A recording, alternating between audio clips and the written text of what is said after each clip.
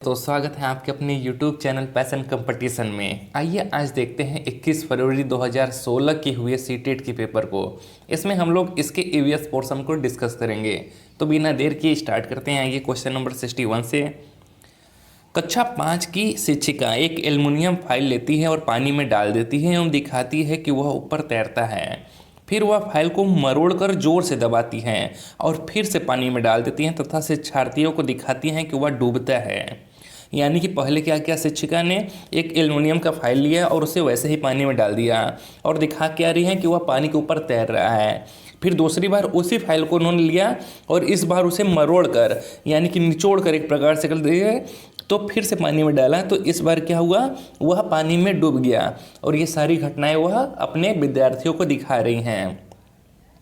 फिर बाद में वह शिक्षार्थियों को यह सोचने और कारण देने के लिए कहती हैं कि ऐसा क्यों हुआ। इस प्रश्न का उत्तर देने में निम्नलिखित में से कौन से प्रक्रमण कौशल का प्रयोग किया जाएगा। पहला वर्गीकरण, दूसरा अवलोकन, तीसरा मापन, चौथा परिकल्पना। तो जब भी किसी घटना को देखकर उसके कारण का पता लगाया जाता है तो वह अवलोकन कौशल के अंतर्गत आता है। तो यह क्रिया क्या कहलाएगी, अवलोकन कहलाएगी। इसी को इंग्लिश में ऑब्जर्वेशन कहते हैं। ठीक है, तो कक्षा 5 के विद्यार्थियों के सामने शिक्षिका द्वारा जो घटना दिखाई गई थी, उस घटना पर विद्यार्थी अपने विचार तथा घटना के कारणों का जो अवलोकन करते हैं। ठीक है, तो यह किसके अंतर्गत आएगा, अवलोकन के। आइए क्वेश्चन नंबर 62 देखते हैं। पर्यावरण अध्ययन के शिक्षा शास्त्र के संदर्भ में सिवाय रिक्त स्थान के निम्नलिखित सभी वांछनीय अभ्यास हैं। पहला बच्चे की अस्मिता का पोषण करने, दूसरा वास्तविक अवलोकन के स्थान पर पाठ्य पुस्तकीय ज्ञान की श्रेष्ठता को स्वीकार करने, तीसरा पाठ्य वस्तुओं और संदर्भों की बहुलता को बढ़ावा देने, चौथा है आलोचनात्मक चिंतन और समस्या समाधान के लिए क्षमता संवर्धन करने। तो इसका सही जवाब है आपका वास्तविक अवलोकन के स्थान पर पाठ्य पुस्तकीय ज्ञान की श्रेष्ठता को स्वीकार करने। जबकि एनसीएफ क्या कहता है कि बच्चों को पाठ्य पुस्तकीय ज्ञान न देकर पाठ्य पुस्तक के ज्ञान को उनके दैनिक जीवन से जोड़कर सिखाया जाना चाहिए। इससे बच्चे क्या होगा, उस चीज़ को जल्दी सीख जाएंगे और यह काफ़ी लंबे समय तक याद रहेगा। तो हमारा ऑप्शन नंबर 2 सही हो जाएगा। क्वेश्चन नंबर 63 है। महेश कक्षा 4 के शिक्षक हैं। वे वृक्ष संरक्षण की अवधारणा पर शिक्षार्थियों को संवेदनशील बनाने के लिए योजना बनाते हैं। निम्नलिखित में से कौन सी एक गतिविधि इस उद्देश्य के लिए सर्वाधिक उपयुक्त है। पहला, एक पौधे को अपनाने और उसका पोषण करने के लिए प्रत्येक शिक्षार्थी को अभिप्रेरित करना। दूसरा, पोस्टर प्रतियोगिता में हिस्सा लेने के लिए शिक्षार्थियों को प्रोत्साहित करना। तीसरा, समूह चर्चा के लिए शिक्षार्थियों के समूह बनाना। चौथा, वाद विवाद प्रतियोगिता का आयोजन करना। तो कभी कभी 4 ऑप्शन ऐसे दिए रहते हैं जो लगता है कि सब के सब सही हैं, किंतु उसमें से जो सबसे बेस्ट ऑप्शन हो, जिसमें बच्चा एक्टिव हो और क्रियाकलाप करके सीखे, वो सबसे अच्छा तरीका माना जाता है। तो इसका जो ऑप्शन नंबर 1 है, इसमें देखिए बच्चा क्या हो रहा है, खुद क्रिया कर रहा है। ठीक है, बच्चा क्या है, एक्टिव है और खुद वह सारे क्रियाकलापों को करके उसका ऑब्जर्वेशन कर रहा है। तो इसमें वह सबसे अच्छे तरीके से सीखेगा। Option number 1। आइए क्वेश्चन नंबर 64 देखते हैं। पर्यावरण अध्ययन में बच्चे शिल्पकला और चित्रकला को समूह में सीखना विशेष रूप से पसंद करते हैं, क्यों पर्यावरण अध्ययन में बच्चे शिल्पकला और चित्रकला को समूह में सीखना पसंद करते हैं। ए, यह सहपाठी अधिगम को बढ़ावा देता है। बी, यह सामाजिक अधिगम को बेहतर बनाता है। या सी, जब बच्चों की सृजनात्मकता की प्रशंसा होती है तो वे खुश होते हैं, वह उसके प्रति प्रेरित भी होते हैं। या डी, यह कक्षा में अनुशासन को बढ़ाता है। तो यह सहपाठी अधिगम को बढ़ावा देता है। सही बात है कि जब बच्चे समूह में करके सीखेंगे तो इससे उनकी लर्निंग एबिलिटी बढ़ेगी। दूसरा है, यह सामाजिक अधिगम को भी बेहतर बनाते हैं। जब बच्चे समूह में लर्निंग करेंगे, एक दूसरे से इंटरेक्ट करेंगे, क्रिया करेंगे, तो यह सामाजिक अधिगम को भी क्या करेगा, बेहतर बनाएंगे तथा यह बच्चों की क्या करेगी, सृजनात्मकता में भी विकास करेगा। और जब उनकी प्रशंसा की जाती है तो वे खुश होते हैं और क्या करते हैं, और भी बेहतर करने के लिए मोटिवेटेड होते हैं, प्रेरित होते हैं। तो इसका सही जवाब, जबकि यह कक्षा में अनुशासन को बढ़ावा देता है, ऐसा कोई बात नहीं है। तो ये भी सी सही है हमारा ऑप्शन नंबर 2। आइए क्वेश्चन नंबर 65 देखते हैं। प्रयोग करना आकलन का एक संकेतक है। निम्नलिखित में से कौन सा एक प्रयोग करने संबंधी संकेतक का आकलन करने का सबसे उपयुक्त तरीका है? ए सृजनात्मक लेखन, दूसरा निर्दर्शन या प्रदर्शन, तीसरा हस्तपरक गतिविधि या चौथा चित्र पठन। तो इसका सबसे सही जवाब होगा आपका ऑप्शन नंबर 3 हस्तपरक विधि। जो हस्तपरक गतिविधि होता है संकेत के आकलन करने का सबसे उपयुक्त तरीका होता है और इसे आसानी से प्रदर्शित किया जा सकता है। आइए क्वेश्चन नंबर 66 देखते हैं। क्वेश्चन नंबर 66 है, प्राथमिक कक्षाओं में शिक्षार्थियों के पास अनेक प्रकरणों में अनेक वैकल्पिक अवधारणाएं होती हैं, जैसे सजीव, निर्जीव, जल चक्र, पौधे आदि। इन वैकल्पिक अवधारणाओं के स्रोत हो सकते हैं, क्या हो सकते हैं? पहला परिवार एवं समुदाय, दूसरा पाठ्य पुस्तक एवं अन्य पुस्तकें, तीसरा शिक्षक, चौथा कहानियाँ एवं कविताएँ। तो इसका सही जवाब है आपका परिवार एवं समुदाय, पाठ्य पुस्तक एवं अन्य पुस्तकें तथा कहानियाँ एवं कविताएं, जबकि शिक्षक नहीं होगा। तो ए, बी और डी आपका सही है, ऑप्शन नंबर 4। आइए क्वेश्चन नंबर 67 देखते हैं।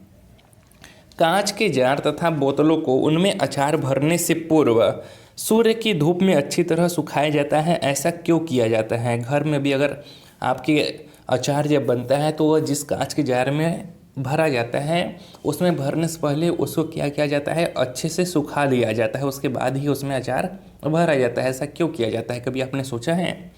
पहला है कि उनमें से धूल को हटाने के लिए, दूसरा है नमी को पूर्णतः हटाने के लिए, तीसरा अचार को स्वादिष्ट बनाने के लिए, या चौथा उनके तापमान में वृद्धि करने के लिए।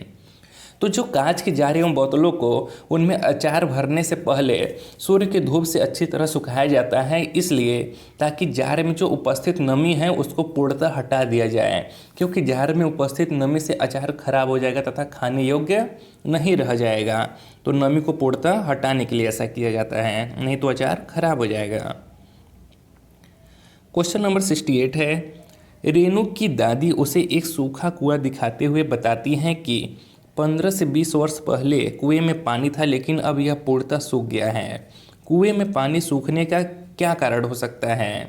पहला, पेड़ों, कुएं तथा उनके आसपास के स्थान की मिट्टी को अब सीमेंट से ढक दिया गया है। दूसरा, आसपास के इलाके में बहुत सारे बोरिंग पंप लग गए हैं। तीसरा, प्रत्येक व्यक्ति के घर में अब नल होने के कारण कोई भी कुएं का प्रयोग नहीं करता है। तो यह क्वेश्चन कई बार रिपीटेड है, ठीक है। तो इसका सही जवाब है ए और बी, क्योंकि क्या हुआ है, अब आसपास जहाँ पर भी कुआं था उसके मिट्टी के स्थान को अब सीमेंट से ढक दिया गया है तथा बहुत सारे बोरिंग पंप लग गए हैं, ठीक है। जबकि तीसरा हमारा रीजन नहीं है, तो ए एवं बी ऑप्शन नंबर 4 सही है। आइए क्वेश्चन नंबर 69 देखते हैं। बगुला भैंस पर बैठता है क्यों? बगुला भैंस पर क्यों बैठता है बताइए। पहला है, बगुला मनोरंजन के लिए भैंस पर बैठता है। दूसरा, भैंस बगुले को एक स्थान से दूसरे स्थान तक आने जाने में मदद करती है। तीसरा, बगुला भैंस को डराना चाहता है। या चौथा, बगुला तथा भैंस में सहजीवी का संबंध है। तो इसका सही जवाब है आपका ऑप्शन नंबर 4। बगुला तथा भैंस में कैसा सहजीवी का संबंध होता है, इसलिए बगुला भैंस पर बैठता है। सहजीवी का मतलब होता है कि किसी एक जीव का दूसरे जीव पर आश्रित होकर अपने जीवन का निर्वाह करना। ये क्वेश्चन नंबर 70 देखते हैं। निम्नलिखित में से जड़ का कौन सा कार्य पौधे के लिए नहीं है? पहला, ह्यूमस उपलब्ध कराना। दूसरा, पौधे को सहारा देना। तीसरा, जल तथा खनिजों का अवशोषण करना। या चौथा, भोजन भंडारण या संचित करना। तो इसका सही जवाब है ऑप्शन नंबर 2, पौधे को सहारा देना। जड़ पौधे का बहुत महत्वपूर्ण भाग होता है। जड़ का कार्य पौधों के लिए बहुत सारे होते हैं, जैसे भोजन का भंडारण करना, पौधों को सहारा देना, जल तथा खनिजों का अवशोषण करना।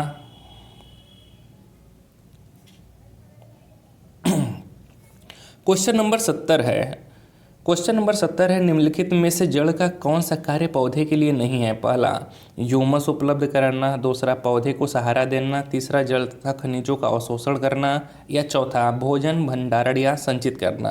तो इसका सही जवाब है ऑप्शन नंबर 1, ह्यूमस उपलब्ध कराना।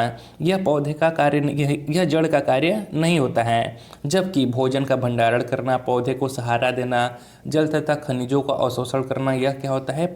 जड़ का कार्य होता है। आइए क्वेश्चन नंबर 71 देखते हैं।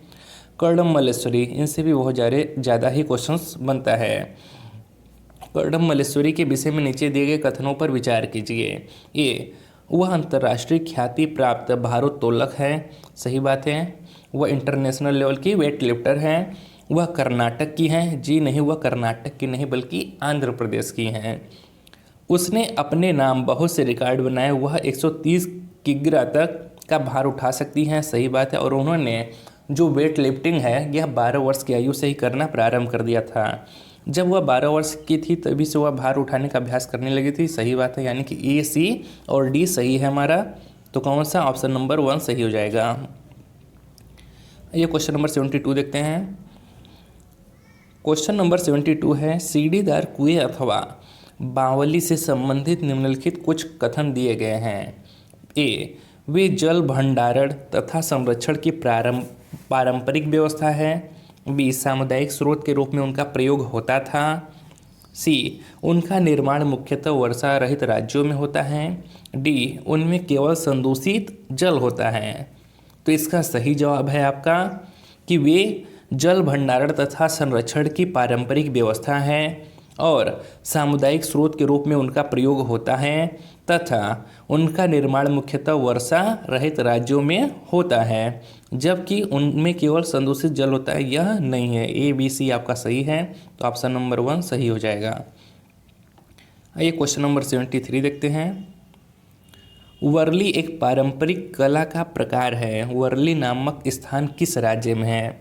तो वर्ली नामक स्थान जो है आपका वह महाराष्ट्र में है। कहाँ पर है? महाराष्ट्र में।